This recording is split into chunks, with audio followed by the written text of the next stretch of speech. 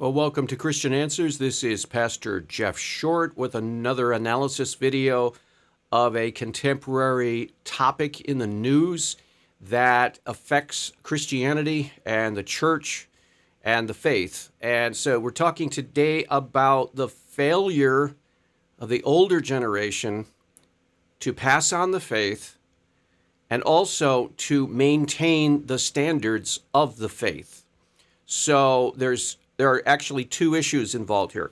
One is every generation has the responsibility of passing on the faith.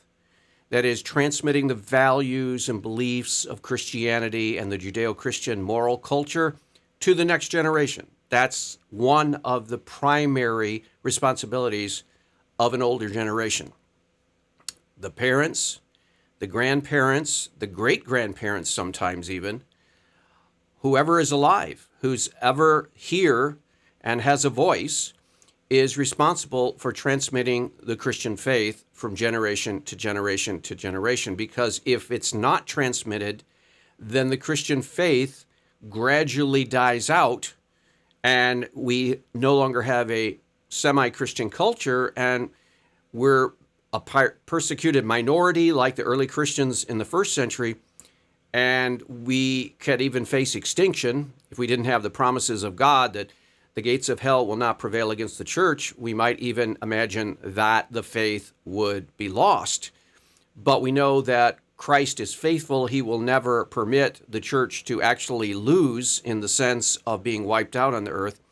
But it doesn't mean it can't be put into exile. It doesn't mean that it can't wane in its power and its influence in society. And we're seeing that right now. We're seeing our society losing its Christian character, losing its Christian morality, losing its Christian convictions, losing the fear of God. There's no longer fear of judgment.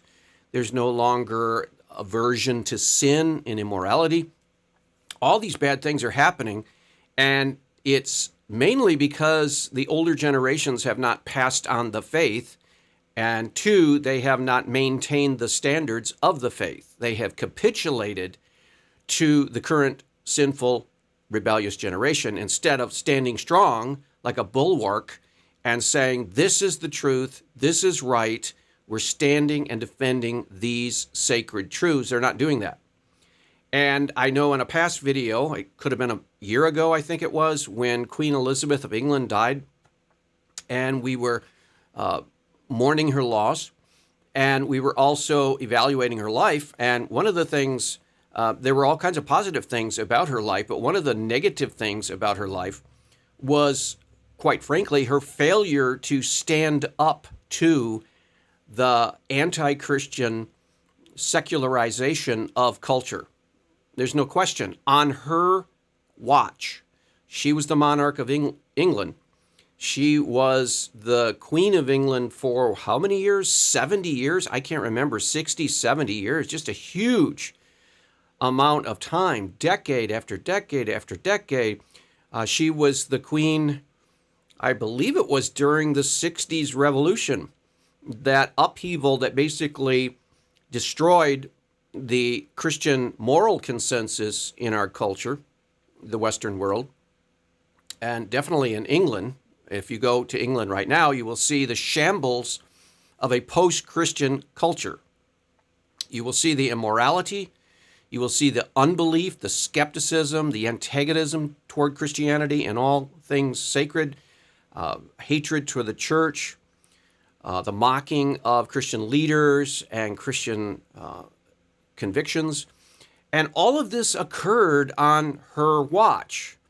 And what I look back and I say, where was Queen Elizabeth during all of this tumultuous anti-Christian rising? Where was she? Was she standing strong for the faith? Was she speaking out against evil and rebuking people for sin and the almost satanic rebellion against the truths of Christianity that so shaped England for a long time? I mean, you have to remember that England is still, quote, officially Christian. In name, it is. The official church of England is the Anglican Church. It's still on the books. that England and the monarchy have to defend the Christian faith. Well, that's a joke. That's a joke because we don't see the Queen, when she was alive, defending the Christian faith or the Christian moral standards, at least not publicly. Now, someone might say, well, she actually was a consistent Christian, and she did hold to the traditional Christian moral standards and the traditional doctrines of the Christian faith in her own private life. But my question is, what good is that if you don't lead by example and you don't express your convictions in public? If you don't rebuke sin and rebuke error and teach and explain and try to do all you can to revive and renew a Christian civilization, what good is it if you hold to those convictions privately, but you don't say a peep about them in public? And from all indications, Queen Elizabeth did not say hardly a word at all about, let's just pick one moral collapse, and that is the LGBTQ movement of the last, 10 years or so. Was Queen Elizabeth known for her outspoken antagonism and opposition to the LGBTQ perversion? No, she was not. She did not speak out against it. Or what about the abortion issue? Was she on the forefront encouraging pro-life groups in their work and speaking at their events and saying that the monarchy is strongly supportive of life at every stage of life? No, she wasn't.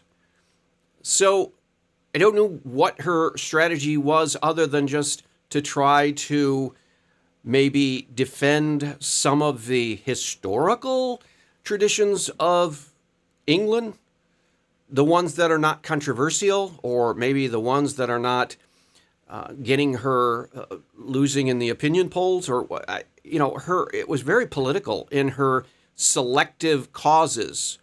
And it's the same way with the whole royal family. If you saw Princess Diana before her death, she was a great champion of fighting against landmines. I mean, what? Of all the things, definitely landmines are dangerous. Definitely landmines need to be outlawed. Definitely landmines need to be banned.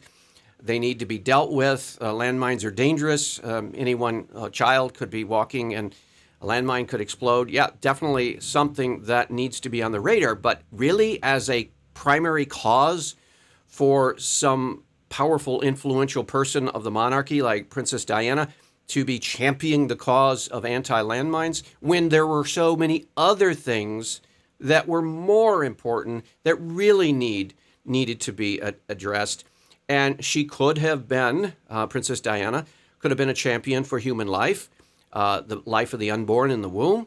She could have spoken out against that, but I don't think she was against it. I think she was for it. I think if you asked her in her own private time, was she for abortion, she would probably say, oh, yes, of course. Totally modern in her orientation. But Queen Elizabeth now, she could have gotten away with being pro-life because it would have been explained, well, she's of that older generation. She could have gotten away, Queen Elizabeth, with being, for example, anti-LGBTQ because it could have been dismissed as, well, that's an older generation's attitude. And they probably would have given her a pass instead of trying to cancel her. Imagine that, the canceling the Queen of England. But if she had spoken out against LGBTQ, which would have been the Christian thing to do, which would have been the thing to do if you're a leader of moral and traditional Judeo-Christian values, which she was supposed to be, then she would have threatened, she could have been threatened that if she stopped speaking against those things, she would have been canceled. But here's an older woman. How would you cancel an older woman? Again, she would have been given a lot of grace and passes if she had tried to at least maintain a consistent Christian moral position on these ever-changing social values. But she didn't try. That's the point. That's the disappointment. She didn't even try to hold on to England's Christian moral and spiritual values. And she is a symbol, I'm sad to say, she is a symbol of an older generation that has basically given up on the responsibility of passing on the Christian values and doctrines and beliefs to the next generation. They just given up. They're just washing their hands of all of it. We see this, for example, I happen to be visiting the famous retreat center in Western New York, Chautauqua Institution, and they have a Sunday church service in the big amphitheater, the remodeled amphitheater. And they have speakers from different denominations come in. They have scholars. They have well-known pastors, preachers come in. And the institution as a whole has been given totally over to the radical left. The president, for example, Michael Hill, is an open homosexual. He's so-called married in a marriage relationship with his male spouse, supposedly. And he actually talks about that right there in the chapel church service.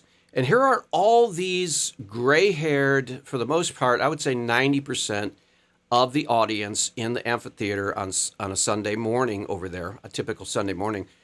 90% would be probably 60 or 70 plus years in age. So this is the older generation. A lot of people in their 70s, a lot of people in their 80s. Everywhere you look, gray hair. Everywhere you look, it's the older generation in this current population in our nation. And yet this LGBTQ ideology, abortion rights, actually, the plurality of religion, all of the basic radical left's view of spirituality is being promoted there. And these older generation Americans just sit there and smile, and after the service, they get up and leave. There is no fight. There is no debate. There's no resistance. There's no grumbling. I mean, you've heard the stereotypical old grumpy person stereotype. You've heard that as people age, they tend to get harder and firmer and crustier in their beliefs. They cling to the older ways, and they look down upon the newer generation and the younger generation, and they complain and they gripe about how society is changing. Well, I don't hear a lot of that happening from the older generation these days. It's as if the older generation has basically thrown up their hands or hoisted up the white flag and said, we give up. We're not going to oppose you. We're not going to say anything bad about what you're doing. You're hijacking our entire culture. You're basically running our Judeo-Christian culture into the ground. You're self-destructing. You're acting in all kinds of irresponsible ways, but we're going to let you do it because that's what you want to do. And in order to get along, go along to get along, we're just going to throw up our hands and say, oh, well, that's their problem now. We were part of the leadership of the generation for 30, 40 years. That's over. And now we are a shrinking minority, so we're just going to let it go to the next generation without a fight.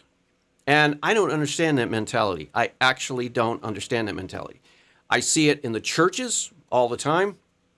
I see older people of the oldest generation in our nation, and they know what's right and they know what's wrong, and yet they don't stand firm on the faith of Jesus Christ, stand by the Bible, stand by the Christian convictions. They just keep silent, or even worse, they just join in with the apostasy and the immorality and the heresy, and they don't bat an eye. I see this all over the place.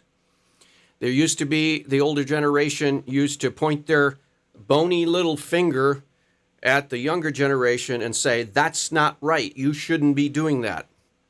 And they'd give them a lecture, they'd give him a tongue wagging and saying, shame on you. For example, the older generation in years past, if, say, their granddaughter were to even think of moving in with her boyfriend without being married and living in sin with her boyfriend, if the granddaughter were even to consider that or even think about it, or is it any talk of having her do that, the grandparents would come and confront her and saying, you don't do that. And they would chew her out and be very strong and very stern and say, this is wrong by God. This is wrong. Everything in the Bible teaches this is wrong. The Christian faith teaches this is wrong. And you know this is wrong. And you're just following like some lemming. You're just following the crowd. And shame on you. Don't do that. And if they went ahead and persisted in rebelling against God and rebelling against the Christian faith, they would have said, okay, then we're done. We're done with you until you come back and repent. This relationship is being broken, and it's being broken on your side. You're the one that's breaking the relationship because you are crossing a line. You're crossing a moral line that our Christian faith and this family does not stand for. And you are insulting and disrespecting your parents, your grandparents, and your God, most importantly. And so that would have brought not only tension in the family, but it probably would have brought a sort of exile from the family. Because if that granddaughter wanted to persistently live that way, she had to choose whether she wanted to break from the family, break from the Christian faith, break from God, and pursue that, or not. And she would have to really count the cost. And if she wanted to really break with God, family, parents, grandparents, and church, she could do that, but she would pay a price. Well, today, no longer does she need to pay the price because the grandparents and now the parents, they just go along with whatever the granddaughter wants. Oh, the granddaughter wants to move in with her boyfriend. Okay, well, that's the new generation. I guess they have different ways. Or the granddaughter wants to bring her boyfriend over for the Christmas holiday and they want to stay in the parents' home. Oh, well, just give them the room down the hall. That's the new generation. No. In previous generations, that would not have been stood for. They would not have stood for that kind of disrespect to God primarily, but also to the values of the family. But I guess the older generation today have made their peace with sin, have made their peace with apostasy and heresy and immorality, and just said, well, we can't control them. We've lost that generation. We've lost the battle. There's really no point in fighting any longer. And I think maybe that's what Queen Elizabeth felt when you look at her grandchildren. You look at both of them, Harry, for example, Princess Diana's son, and his brother. They all were involved in this immoral practice of living together with their girlfriend before they got married. They were all involved in that immorality. And there was never, ever any kind of indication that the Queen spoke out against that or discouraged that or put her foot down and said, I won't stand for it. There was no, at least in public, there was no division. She didn't make an issue of it.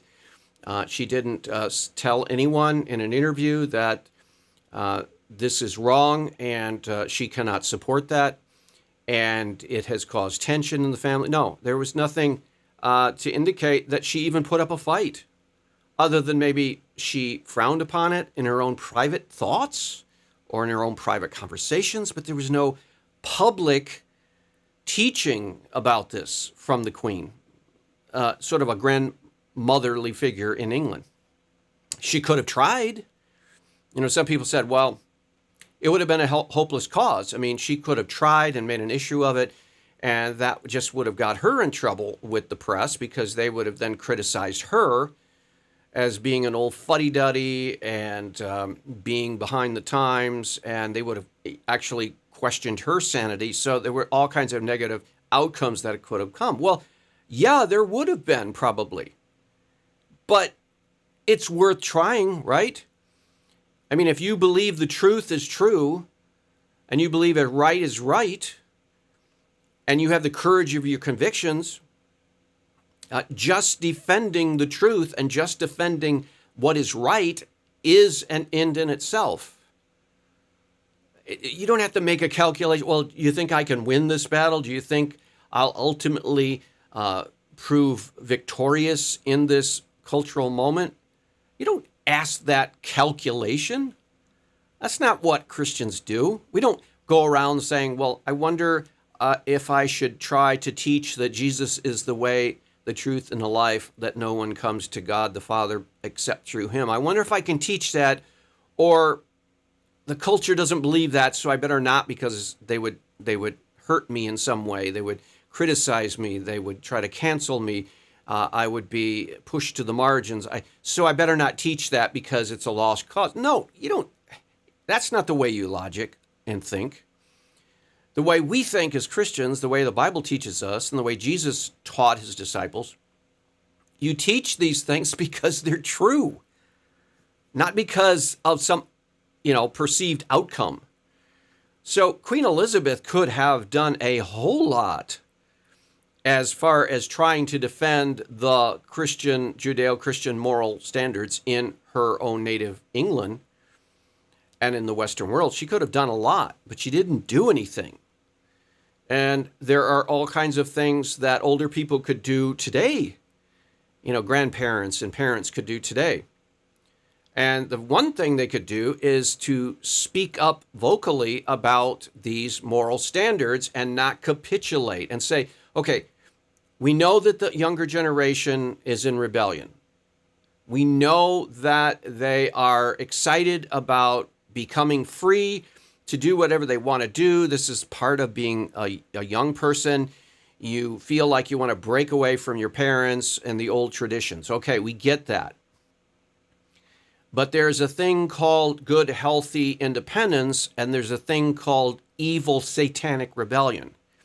And when you go to the core of the moral values of a civilization, and ours is based on Christian moral values, and when you attack and rebel against those values, you are not just doing youthful rebellion. You are joining in with Satan, Lucifer, in rebelling against God. And that is a bad place to be. Because, newsflash, in the end, Satan loses. And he is exiled into eternal punishment. So you don't want to be aligned with him. And the older generation could try to talk sense to the younger generations. Now, ultimately, they may not succeed in persuading the younger generation to come back. But at least they tried. See, that's the point. At least they tried. And as we all get older, as we all grow in years, and as younger generations come up, we have to make it a priority to hold to the standards of Christianity. We need to hold to the teachings of the Word of God and not capitulate. A lot of churches today have totally capitulated to the sexual revolution of the 60s. At first there was a lot of resistance in the 60s and 70s, and then after it became apparent that this culture is actually working its way away from Christianity and Jesus Christ and working its way toward a very selfish, sinful worldview, a lot of churches just have given up on morality. You just don't hear morality taught on Sunday morning, really. You can go into 99 churches out of 100, and I can guarantee you will not hear a clear sermon on a moral topic. They just stay clear of these things. This is called capitulation, and it's part of this older generation failure to stand for the faith. But it's even worse than that. A lot of churches have actually embraced the new rebellion and are trying to incorporate that into what it means to be Christian. They're trying to argue for the sake of love, quote, love, that greatly abused word. For the sake of love, we're supposed to embrace, and not only embrace, but openly celebrate all kinds of sexual perversion now in the name of human liberation and freedom. And a lot of churches have bought into that. And a lot of the older generation individuals have bought into that. And so they no longer internally shake their heads at the younger generation for their rapid rebellion against God. They no longer are resisting it. They have already been converted into the rebellion themselves. And all they want to do is just have a comfortable life and get along with everybody and live out the last few years of their life in peace. That's what they want to do. And then others still have that Christian value worldview inside of them, and they shake their head and they pray and they're torn up about it inside, but they don't say anything about it. They don't make an issue about it. They don't confront the younger generation. Because, like I said before, they see it as a lost cause. There's nothing I can do. So they too say, well, I might as well live out the remaining years of my life in peace and not be in conflict with my grandkids and the younger generation, because I'd rather see my kids than be alienated from them and have them never come around, because they know that they'll always hear what the truth is and what is right, and they don't want to hear that. So I'll just pretend like everything's okay and pretend that I'm not bothered by the way they're rebelling against God. I'll just smile and we'll at least have that relationship connection. But that, again, is not the right approach. The approach is we need to speak the truth. The Bible says, speak the truth, but speak it in love. So the older generation needs to speak the truth. Never stop speaking the truth. Never stop trying to influence the younger generation to the truth. But do so in a loving way, not in a way that you see your grandkids or your children even as evil or as the enemy, but do so in a way that it shows that you love them, but that you are not going to compromise 1 inch on your convictions because you know you're right, because the Bible tells you you're right, and that's how you got to know you're right, because you read the Bible. So we really need to, out of love, try to convert the younger generation, even at this late hour. So if you're an older generation person, if you're in your 60s and you're in your 70s, 80s, even 90s, let the young people know what is right and what is wrong, and point them to Scripture, and let them know what the truth is, and point them to the Bible, and never stop witnessing for God. Never compromise 1 inch, and that is a very loving thing to do for your kids and grandkids. Hope that's been helpful. We'll see you back next week. God bless.